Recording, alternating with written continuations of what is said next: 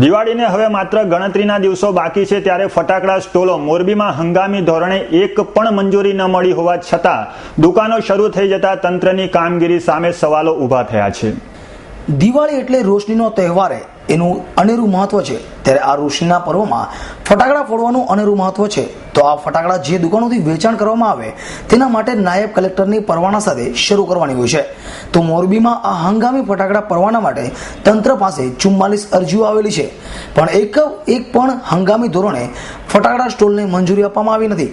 પણ શહેરમાં મોટી સંખ્યામાં ફક્ત અરજી કરનારા દુકાનદારો નિયમો નેવે મૂકી ફટાકડા વેચાણ શરૂ કરી દીધા છે.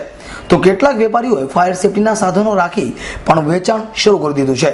પણ પરવાના વગર હંગામી ધોરણે ફટાકડાનું વેચાણ અંગે આસિસ્ટન્ટ કલેક્ટરને પૂછતા તેમણે જણાવ્યું હતું કે જે પરવાના વગર ફટાકડાનું વેચાણ કરતા હશે તેની સામે કાયદેસરની કાર્યવાહી કરવામાં આવશે. તો હાલ કઈ દુર્ઘટના સર્જાય તો તેની જવાબદારી કોની રહેશે તે પણ એક ચર્ચાનો વિષય છે. આપણે દિવાળી દરમિયાન હંગામી લાયસન્સ માટે અમારી પાસે 44 અરજીઓ આવેલ છે. હવે અમે લાયસન્સ ઇસ્યુ કરતાં પહેલાં અભિપ્રાયો મંગાવીએ છીએ, જેની અમારી પ્રોસેસ શરૂ છે. અમે પોલીસ અને મામલતદાર પાસેથી અભિપ્રાયો મંગાવ્યા છે.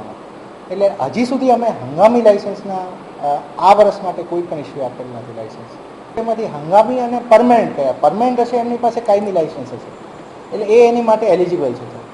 જે કોઈ હંગામી હોય એ અમે હવે તપાસ કરાવીશું કે જો એવા હોય કે હંગામી લાયસન્સ વગર કોઈ શરૂ કર્યું છે તો અમે જાણ કરી છે. અમે હવે એની ઉપર એક્શન લઈશું. રવિ મોટવાણી, S9 ન્યૂઝ, મોરબી.